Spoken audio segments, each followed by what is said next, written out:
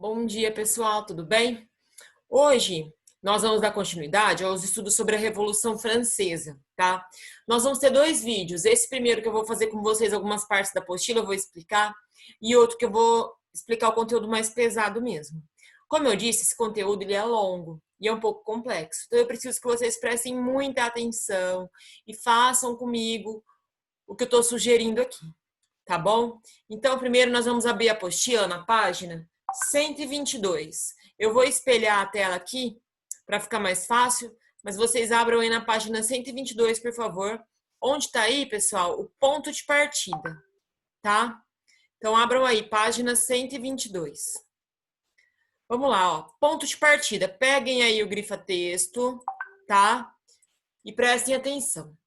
No século XVIII, o absolutismo ainda era o sistema político dominante nos principais estados europeus, com exceção da Inglaterra, que já havia passado por duas revoluções e tinha uma constituição inspirada na Magna Carta. Pessoal, vamos lembrar, a Inglaterra era o único país do período que não era absolutista, porque era uma monarquia parlamentar. No absolutismo, o rei ele tinha poder total, e na monarquia parlamentar, o rei ele apenas acena, ele é apenas uma imagem, tá? A influência das ideias iluministas, no entanto, pressionava todos os monarcas. Por isso, grifem essa palavra. Os déspotas esclarecidos utilizavam das ideias iluministas para promover reformas modernizantes e enfraquecer as pressões por mudanças. Pessoal, déspota esclarecido é rei iluminista. É rei que aprovava as ideias iluministas. Eram reis mais modernos. Então, vocês vão puxar uma seta aqui em déspotas esclarecidos e coloquem assim, ó, reis iluministas, mais modernos, que aceitavam algumas teorias do iluminismo. Agora vocês vão grifar desde na França até a população, tudo, tá? Na França, ao contrário do que ocorria na Áustria, na Prússia, na Rússia e em Portugal, não havia o despotismo esclarecido, pois lá a tradição do absolutismo era muito mais poderosa do que no restante da Europa. A França era governada por Luís XVI e sua população estava organizada em 3 grupos sociais, chamados os estados ou estamentos. Pessoal, enquanto o restante da Europa estava se modernizando, na França o absolutismo continuava como aquele que nós estudamos. O rei ele tinha poder total. Lembra do rei Sol? O estado sou eu. O rei ele tinha o poder total, o rei tinha o poder absoluto. E a sociedade francesa era organizada em 3 estamentos, 3 classes sociais que eu já expliquei na aula passada. O que é estamento ou estado? 3 classes sociais, tá? Dividida em primeiro estado, segundo estado e terceiro estado. Primeiro estado era o clero, tá? Clero, os integrantes da igreja, que representava cerca de 0,5% da população.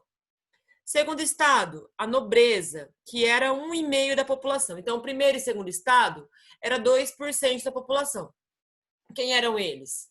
Eram os nobres, o clero, e lá em cima de todo mundo estava um rei. Esses caras, eles não pagavam impostos, eles tinham direito político e eles viviam no luxo, tá? Terceiro estado, eram os camponeses pobres, ricos mercadores, industriais, burgueses, pequenos proprietários de terra, profissionais liberais e artesãos, que representavam 98% da população. Pessoal, 98% da população era todo mundo. Era rico, pobre, a Gretchen, a Carmen, eu, a Mel, a Janaína, a Amanda, o Bruno, o Henrique, o Gui. Era todo mundo.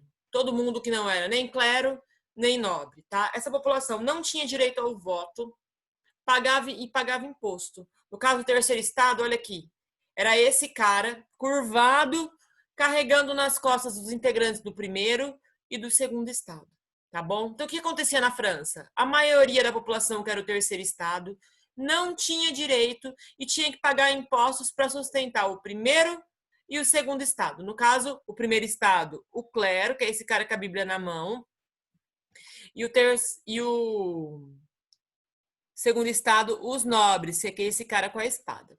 Aí nós vamos responder, na verdade, eu vou corrigir o que vocês fizeram na aula passada. O terceiro estado, vocês vão grifar isso também, tá? Pagava todos os impostos cobrados pela monarquia e as taxas devidas aos aristocratas e ao clero, sendo responsável por sustentar a monarquia francesa e todos os privilégios dos outros estados. Então, o terceiro estado era o responsável por sustentar a França nessa época, porque eles pagavam impostos.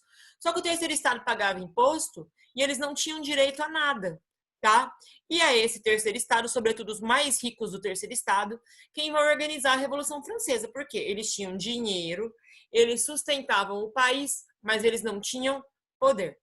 Corrigindo o que era para vocês terem feito aí na aula passada. Primeiro, o que eram os estamentos? Quais eram os estamentos da França no século XVIII? O que eram os estamentos?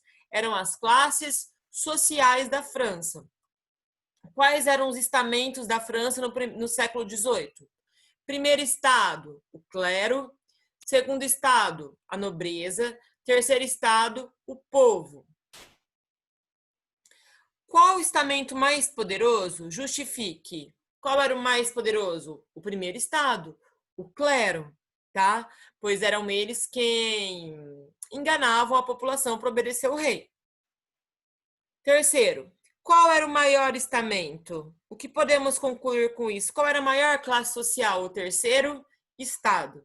O que podemos concluir com isso? Que a maior parte da população pagava imposto e não tinha direitos. Pessoal, isso dos 3 estados tem que estar muito claro na cabeça de vocês, tá bom? Então, 3 estados: primeiro estado, clero; segundo estado, nobreza; terceiro estado, o povo. No meio desse povão, entre mendigo, Gretchen e tudo mais, quem dominava aí era a burguesia, que eles eram ricos, mas eles não tinham poder político. Beleza? Responderam aí? Agora eu vou fazer outro vídeo onde eu vou explicar para vocês o que foi aí o início da Revolução Francesa. Prestem muita atenção, tá bom? Eu quero ver isso corrigido direitinho, ok? Beijo, até daqui a pouco.